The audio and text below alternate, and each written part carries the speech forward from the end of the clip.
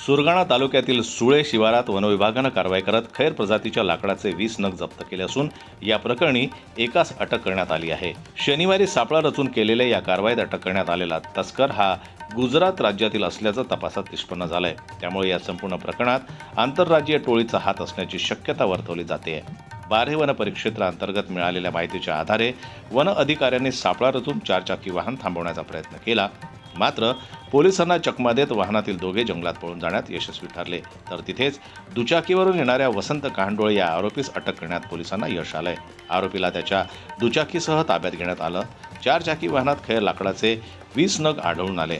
जप्त लाकडासह एकूण मुद्देमालाची किंमत 1,10,000 असून पोलिसांकडून पुढील तपास सुरू आहे। जनरल लाईव्ह न्यूज करता लक्ष्मण बागुल यांची रिपोर्ट, बोरगाव।